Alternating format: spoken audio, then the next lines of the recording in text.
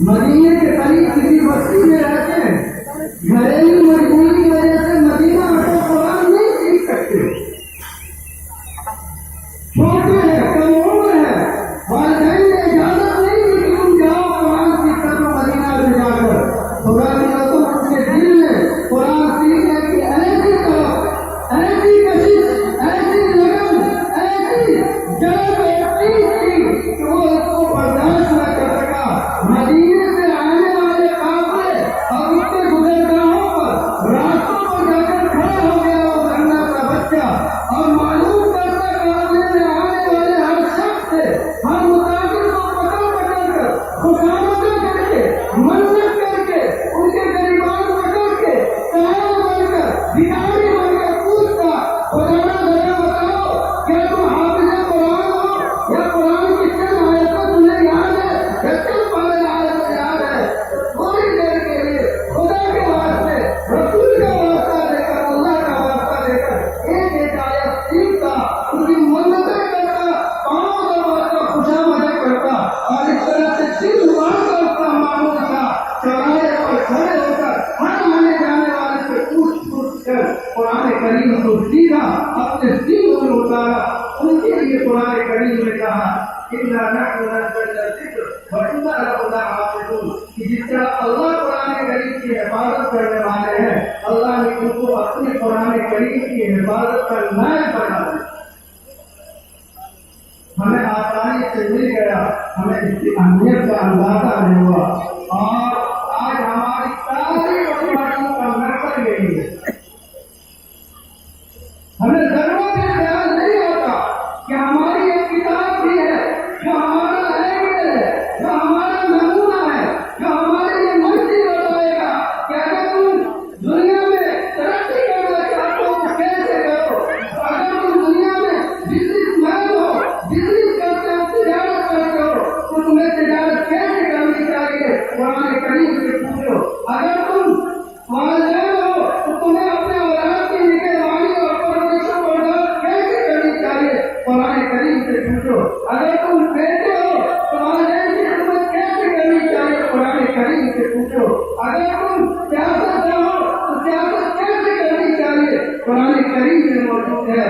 اگر آپ دنیا کے کسی بھی شعبہ جات میں، کسی بھی پیشے سے، کسی بھی صنعت و علم سے لگے ہوئے ہیں تو اس کو کیسے کرنا ہے، کون سا طریقہ اس میں حلال ہے، کون سا طریقہ حرام ہے، آپ صبح کو کیسے اٹھیں، سوئے کو کیسے اٹھیں،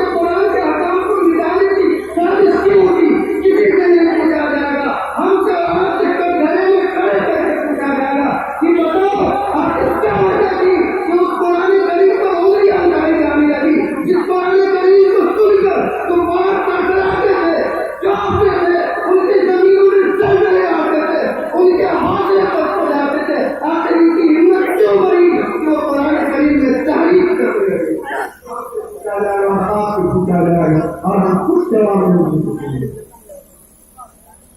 مجرم ہم ہیں. اور میں یہ نہیں کہتا آپ قرآن کریم اٹھائیے, بخاری کرام سے پوچھیے, قرآن کریم یہ اعلان کرتا ہے وقال الرسول یا رب ان قوم اتخذوا هذا القرآن مهجورا. کل کو قیامت کے دن اللہ رب العزت کے دربار میں جب ساری انسانیت موجود ہوگی, دنیا کی ابتدا سے لے کر دنیا کے اختتام تک کے لوگ موجود ہوں گے, سب لوگ ہوں گے. ایسے وقت میں اللہ رب العزت کے دربار میں مقدمہ ہوگا. ذرا تھوڑا تصور کی دنیا میں جاؤ, اپنے دل و دماغ کو کھولو اور سوچو آخرت کا منظر ہے, میدان حشر ہے, سارے لوگ پریشان ہوں گے. کیا اولیاء, کیا صلحاء, کیا عباد, کیا علماء, کیا دیندار, کیا جاہل, کیا پڑھا لکھا, کیا سب کے سب پریشان ہوں گے. آدم علیہ السلام سے لے کر سیدنا حضرت محمد مصطفیٰ صلی اللہ علیہ وسلم سب پریشان ہوں گے. کسی کی ہمت نہیں ہوگی کہ دربار الہی میں جا کر اپنی بخشش مانگ سکے یا اپنی سفارش کر سکے. کسی کی ہمت نہیں ہوگی, کسی کے دل میں اتنی طاقت نہیں ہوگی. سب کی نظریں جھکی ہوگی, سب گناہوں کے بوجھ تلے دبے ہوں گے. ایسے وقت میں پوری امت کا ایک ہی سہارا ہوگا, ایک ہی سفارش ہوگا جس سے امید ہوگی کہ شاید لوگ ہماری سفارش کر دے گا, اللہ ہمیں معاف کر دے گا. خدا ہوگی آقا دو جہاں احمد مصطفیٰ محمد مصطفیٰ صلی اللہ علیہ وسلم کی. لیکن یقین مانو ایسے وقت میں بھی اللہ کے نبی کچھ لوگ ایسے ہوں گے تو اس کے بارے میں سفارش نہیں کریں گے, بلکہ اس کے خلاف دربار الہی میں مقدمہ دائر کر دیں گے. اور جب اللہ کا نبی جس کے خلاف سفارش کے بجائے مقدمہ دائر کر دیں گے, دنیا کی ساری طاقت آسمانوں سے زمین تک اور آسمان کی سارے فرشتے ایک طرف ہو کر بھی اس کی بخشش نہیں کروا سکتے. اور میں یہ نہیں کہتا, قرآن کریم کہتا ہے وقال الرسول یا ربی, نبی کہے گا اے میرا ان قومی اتخذوا هذا القرآن مهجورا. یہ وہ لوگ ہیں جنہوں نے قرآن کریم کو چھوڑ دیا تھا, پتہ کچھ ڈال دیا تھا. انہیں یہ لگا یہ باتوں میں پڑھی جانے والی کتاب ہے, کوئی مر جائے تو تم سورت سے پڑھ کے بات دو, اگر کوئی پریشانی ہو تو تعویذ بنا کر گلے میں لگا دو. بس اسی کا انہوں نے محسوس کر دیا تھا. انہیں کبھی یہ احساس نہیں ہوا کہ اس کی زندگی کس جگہ پر جا رہی ہے اور قرآن کریم کس جگہ پر لے جانا چاہتا. یہ انہیں کبھی احساس نہیں ہوا تھا. یہ وہ لوگ ہیں جنہوں نے میرے قرآن کریم کو پسے پس ڈال دیا تھا. خدا کی قسم تم بتاؤ کہ کون ہوگا جو تمہاری بخشش کروا سکے. بتاؤ ذرا سوچو. جاؤ تو سامنے کی دنیا میں راتوں میں جتوں پہ جاؤ تو تھوڑی دیر کی دماغ کو لگاؤ.